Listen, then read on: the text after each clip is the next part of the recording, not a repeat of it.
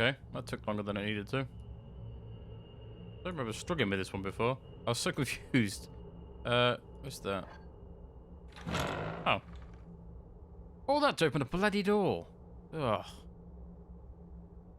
Yeah. I was trying to get down here. Because I thought I needed to. Oh well.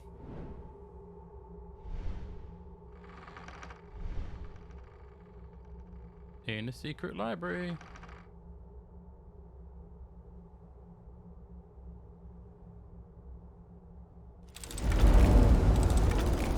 Oh, it's dude in red. The guys can... These guys can see me, so...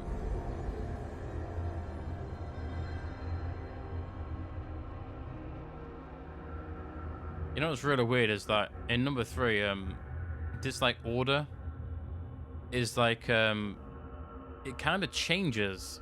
Like, this is like a secret society, so you know, it's very, very, very mysterious, and it becomes I don't want to say no one in case it ruins the story. He says with air quotes. Like, the story it becomes a mess. Let's put it that way. Like, this like secret society that looks really cool and mysterious turns out to just be a bunch of fucking idiots.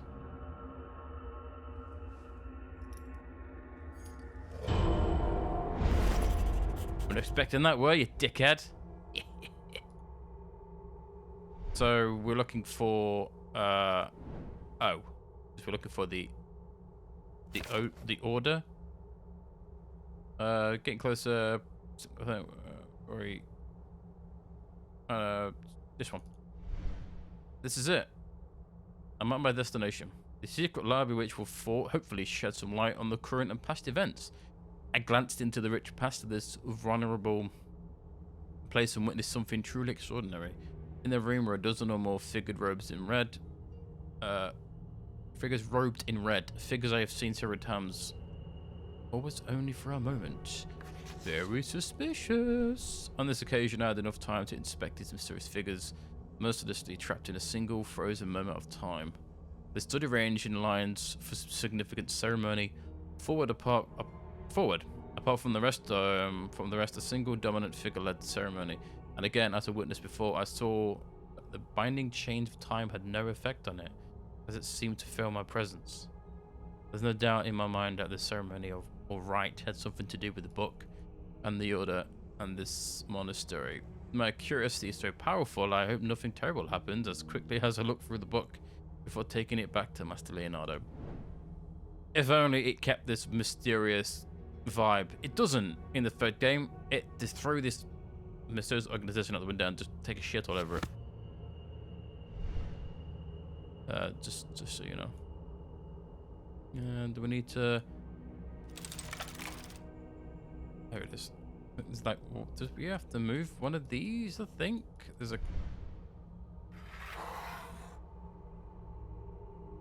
There we go. Get ready to have your tiny little minds blown away by such random nonsense. I say nonsense. The story that this dictate or depicts, should I say, sounds alright. But unfortunately, they should have. Oh, they're not going to read it. Oh, okay. In the year 1212, since the birth of Christ. Thanks, Jesus. Friedrich, the only son of Heinrich Stauffer, to his father's glorious throne arose. By Providence chosen, though only 16 years old, clever and strong, he was a king most bold. Challenges were plentiful, but his judgments full of wisdom. Soon many a vassal, duke, or lord swore fealty to his kingdom. Monarch Roger, a patron to the erudite and all the wise men, every scholar, no matter the faith, was welcomed to his realm. His deeds were glorious, his subjects loved him more and more, his dominion prospered like never before. Soon the rumors were spread from the east to the west about Roger, the ruler of Christians, by God himself blessed. This praise reached Pope Gregory, but he froze, irked by hearing of another man as one God chose. Gregory's envy would lead to consequences most dire. No living soul could save Friedrich from his ire. With excommunication being his only other fate, Roger rode to Palestine on a crusade to save his state. Even with his most trusted knights, a dangerous proposition. Journey long, perilous and exhausting, a truly risky mission. Many a good man dead due to illness or fatigue. That was the true terror of the Pope's intrigue. One day a desert storm came, raged and refused to wane, threatening to end both their lives and the campaign.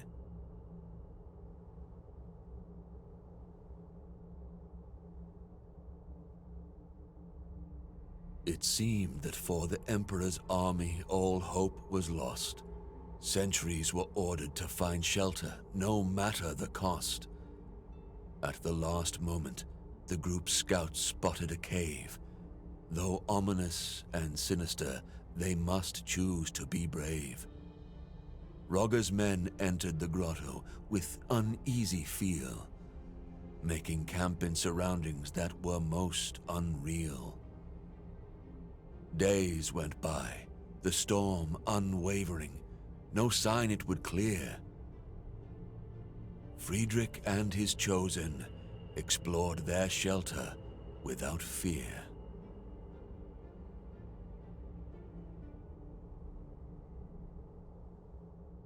Delving deeper into their shelter, anything but small, dark passages lined by pillars receded to a large hall.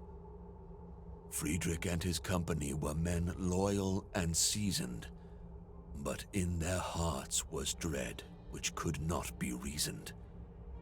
Architecture meant not for living men, vast and bold, perhaps chiseled by some mysterious giants of old. Distracted from his reverie by a glimmer of light, Roger saw a part of metal buried in the sand upright. A machine, a gate, centuries old, with it he must return. What trove of lost knowledge from it could he learn? Friedrich, albeit short on time, researched that device. Its power to grant wisdom should more than suffice. Gate to the Temple of Wisdom, the device was now called. It would lead to understanding of deep truths unequaled. In much higher spirits, knights loaded the gate on the caravan, and once again their journey, their crusade has began. The dread lifted, resolve firmer than ever before, no longer fearful of what for them lay in store. No more was the journey punishment meant by the Pope. Now their quest was meaningful, their hearts full of hope. In the end, Roger gained control of Jerusalem without blood spilt, opened the Holy Land to pilgrims again, defensive walls rebuilt. City's crown rested on Emperor's noble head, with wise Sultan Al-Kamil he shared his bread. People sang only praise for their emperor once again. With glory and magnificence, he continued his reign. Through the gate to the Temple of Wisdom, Friedrich often went. To learn its secrets, to further knowledge was his lustrous intent. He worked closely with those most loyal, those he chose. Thus, a new order of knights noble, order of justice, arose. Emperor Friedrich, always at their point, titled Grand Master, felt he did enough to sate Pope's anger, averted disaster.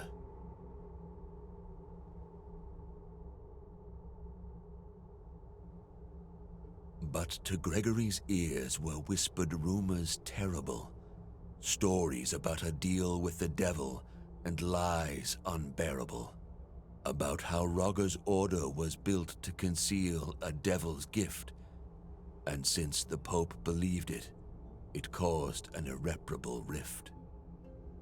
Not long before the Emperor was excommunicated, by all the people of faith, he was to be isolated.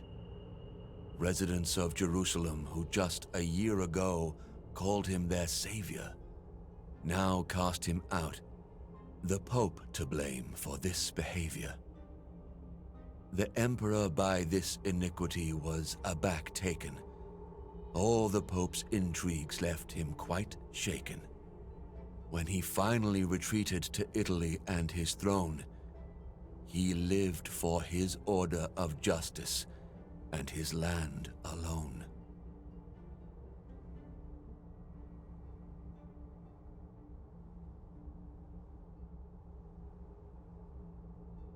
Rogger guarded the secrets of the order, for his enemies would not cease, wanted the gate more than secure, no longer believing in peace. A plan born both from his genial mind and godly inspiration, to build a fortress for the order, to be held in awe by the whole nation. To the castle's construction, he devoted his life. 8 massive walls to survive any strife, 8 watchtowers with windows peering over the countryside, eternally guarded by 8 men most loyal and eagle-eyed. 8 sides to the courtyard for the men to meet and rest. In the middle of it all, an 8-sided podium protected best. On this podium, the gate to the Temple of Wisdom was erected. By all the knights, not to be worshipped, but to be respected.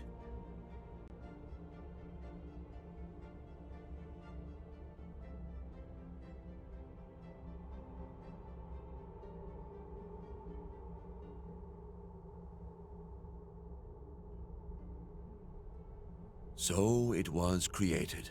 For both the lost and the wise it did shine. Templum Justitia, the temple of justice, the castle, the shrine.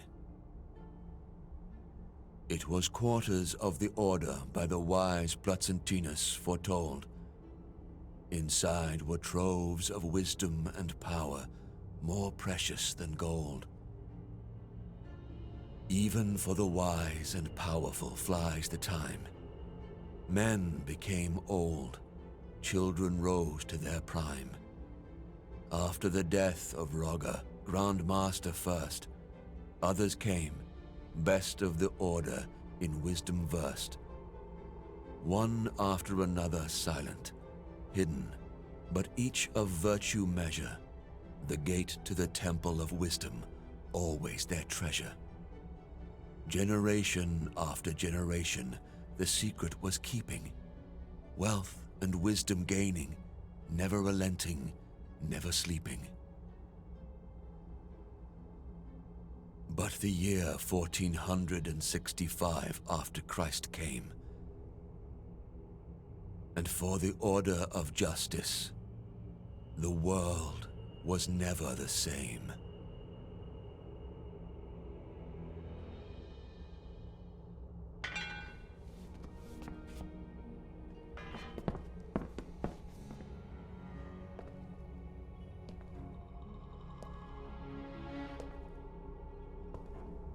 There he is! Look up!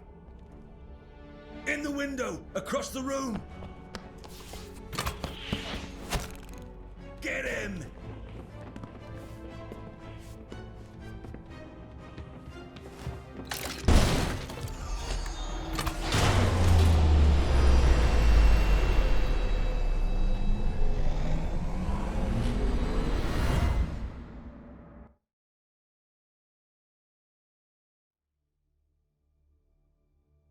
And there we go. Anybody understand any of that? Because I fucking didn't. So yeah, all about some kind of weird justice dude and an asshole pope, as per usual. Church is always the enemy. So yeah, that's the whole sort of story where the gate came from. I don't understand it at all. Doesn't make any sense to me. Like, why would a gate that goes through time? It just doesn't even explain it in the third game. How having this gate gave him wealth and wisdom. This took me like an hour longer than this first game did. But yeah. Yeah, in the third game they elaborate more on the story, but it's so convoluted and it feels so random at times. It's like the writers have just decided to. What this game could have done with is, instead of 3 parts, it was 4 parts. Because in the number 3, all the story just feels so forced. Like, when you find out like where the gate's from and stuff like that, the game just ends. There's no elaboration. There's no context to a lot of the, or should I say, answers to a lot of the questions that you may have as a player. And it feels so, I don't know, it feels sad that I waited all this time to complete this trilogy and all the questions that I had were not really answered. And yeah, I think the main part with this is that the story for in number 1 wasn't really a story, and then in number 2 it kind of was a bit of story, and then number 3 it kind of like the story feels like they're just forcing it really quickly. They get a lot of information. I think the game has more cutscenes than it needs to, you know. And yeah, but yeah, poor Roggo, whatever his name was, he found a gate of time, and instead of destroying it or living where he was, he decided to take it with him because he's human. That's what humans do, especially if you've got an arsehole pope. But yeah, you found out what happened to the Order in number 3, and yeah, to be honest, it's not interesting. I didn't find it interesting. I found it more. I had more questions than I had than when the game finished than I did when I started it. So I'm sure you'll all understand when we play number 3 next, because yeah. But yeah, this is I'll be some of the more frustrating side of this game. It's still a bloody good game. I don't like it more than number 1, to be completely honest. And I like this one better than number 3. But yeah. So hopefully you understood some of the story, because I didn't. It feels so random. But yeah. We'll find out more about it in number 3. I think I'm pretty sure like most of the guys with the red hoods, you found out who they are, and like, instead of like having this mysterious organization, it just turns out to be like just a bunch of dudes, you know. And it never explained who the dude was who could move in time. The guy with the red hood. They don't even know who he is, and in fact don't even know how he moved. And that's never explained. So yeah. Yay! But yeah, this is it for now anyway. I'll be back for number 3 very shortly, or should I say very soon, whenever this gets uploaded. And yeah, hopefully we'll finish the trilogy, and yeah, you'll find out what the hell I mean by it. Feels quite empty at the end. But yeah, that will be for another day anyway. So yeah, thanks very much for watching, peeps. Hopefully you've enjoyed this. And I'll see you next time in the next game. So yeah, take care of yourself, peeps. Laters.